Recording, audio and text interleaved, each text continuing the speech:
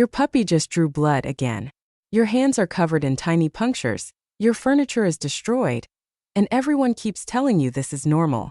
But here's what nobody tells you. Biting isn't bad behavior. It's a language. And once you understand what your puppy is actually saying, everything changes.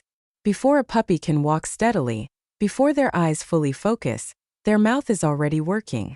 Researchers studying early canine development found that the oral reflex activates within the first days of life. Puppies root, latch, and press with their mouths long before any other motor skill is reliable. This isn't a phase that appears at 8 weeks when you bring them home. It starts at birth. Think about what that means.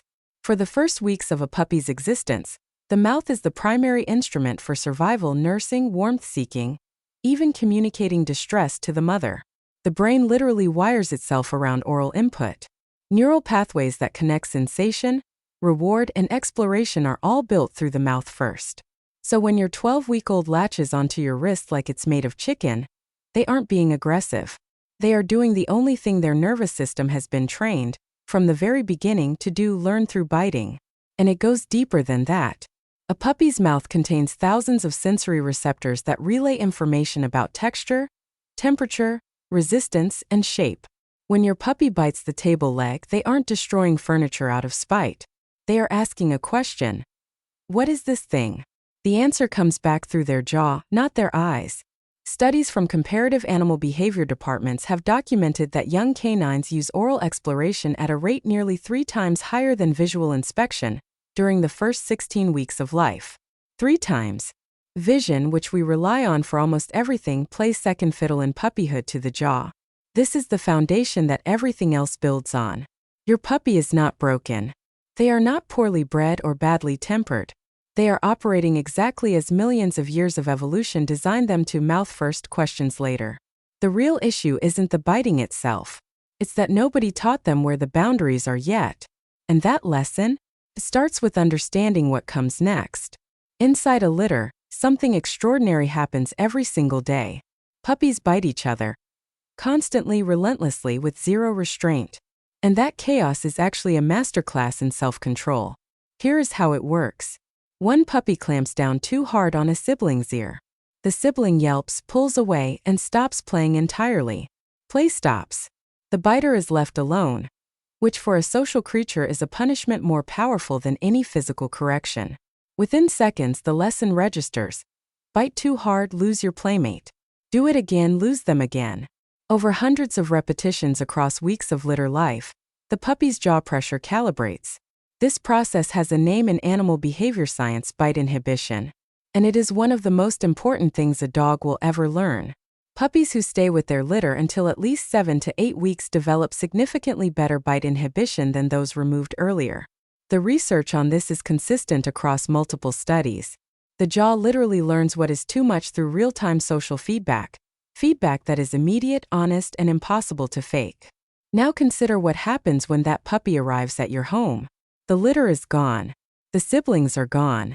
The constant honest feedback loop is gone. And in their place you, a creature with soft skin, no fur, and absolutely no idea how to yelp convincingly. Your puppy is not starting from zero when they bite you.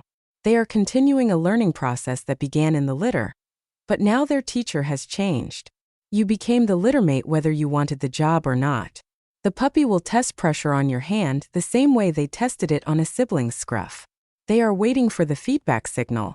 The problem is most owners respond in ways the puppy cannot interpret correctly. Shouting reads as exciting, not painful. Pulling away fast triggers the prey instinct and makes biting more intense. Punishment with no clear social meaning. A spray bottle, a tap on the nose, sends no signal the puppy's brain is wired to receive. What actually works is precisely what the sibling did. Go still, withdraw engagement completely, end the play. Not dramatically, not angrily, just gone. That silence communicates in a language the puppy already knows. The bite inhibition training doesn't restart from scratch when they leave the litter. It continues. You just have to speak the right dialect. And there's another layer to this that most people completely overlook, one that has nothing to do with play at all. At around 3 to 4 months, something shifts. Your puppy, who was perhaps biting enthusiastically but manageable, suddenly seems desperate. Frantic almost. They are chewing baseboards at 2 in the morning. They are biting your ankles when you walk and will not stop regardless of what you do. Everyone around you says this is normal and to just be patient.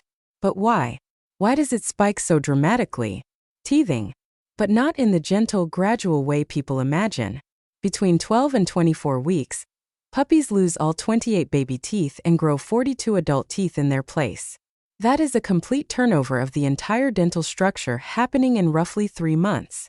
The gums during this period are inflamed, pressurized, and actively painful. Biting is not a choice during peak teething. It is relief. The counterpressure of chewing physically reduces gum pain the same way a human infant pressing their gums against something firm reduces teething discomfort. Veterinarians who specialize in early canine development note that the teething window correlates almost perfectly with the most intense biting complaints from owners. Not because the puppy's temperament changed, because their gums hurt and they need to do something about it. Here is where owners lose the plot. They try to stop the biting entirely during this window. That is fighting biology. The puppy will chew, the question is only what. Redirecting to appropriate objects is not just a training technique during this phase. It is pain management. Frozen rubber toys, chilled carrots, specific teething rings designed for puppies. These give the gums the counterpressure they are desperately seeking through appropriate objects, not your sofa cushions. There is also a texture element that matters enormously. Different textures satisfy different sensations. Something firm satisfies the deep gum pressure during early teething. Softer textures become more appealing as adult teeth settle in. Paying attention to which textures your puppy gravitates toward at different weeks tells you exactly where they are in the teething cycle. The teething window closes around 6 months for most breeds. But here is the critical thing: the habits formed during those 3 months, what gets chewed, what gets the attention withdrawal response, what satisfies the urge appropriately, those habits tend to stick. What your puppy learns is acceptable to bite between 12 and 24 weeks will influence their behavior for years. The window is not just temporary pain. It is a formative period that leaves a permanent behavioral imprint. And there is one final force driving all of this that ties everything together. There is a pattern almost every puppy owner eventually recognizes, usually after the 4th or 5th time it happens. The puppy was calm. Then someone started petting them, or a child started running, or play went just a little too long. And suddenly the biting turned sharp, frantic, almost possessed. The puppy's eyes glazed slightly, the ears went flat, and the gentle mouthing became something else entirely. This is overstimulation. And it is one of the least discussed drivers of puppy biting. A puppy's nervous system is immature. The regulatory circuits in the brain that allow adult dogs to self-soothe, disengage from stimulation, and bring arousal levels back down, those circuits are still developing through the first year of life. When stimulation exceeds what the young nervous system can manage, the puppy does not have the neurological infrastructure to calm itself down. It escalates instead. And biting, with its satisfying physical feedback, becomes the release valve. Animal behavior researchers have identified a measurable threshold in young canines beyond which self-regulation becomes neurologically impossible, until the arousal spike passes. In human terms, it resembles what happens when a toddler has a meltdown. It is not defiance, it is a system that has simply exceeded its processing capacity. The tells are consistent across puppies. Pupils dilate slightly, movement becomes frantic rather than purposeful, vocalizations shift in pitch, and biting pressure increases with zero response to normal correction. When you see these signs, correction does not work because the brain is not in a state where it can process and store new information. The only effective response is to reduce stimulation immediately and give the puppy a chance to reset. A quiet crate, a calm room, removing all the triggers, not as punishment but as regulation support. Puppies who are given structured downtime throughout the day, genuine quiet periods, not just sleep after exhaustion, show measurably lower rates of overstimulation biting. The nervous system needs practice at returning to baseline, and it can only get that practice if it is given the conditions to do so. Understand this pattern and you stop seeing the frantic biting as random aggression. You start seeing it as a signal. I am past my limit and I need help coming back down. That reframe changes everything about how you respond and how fast your puppy learns. Because now you are not fighting your puppy. You are working with the actual mechanism driving the behavior.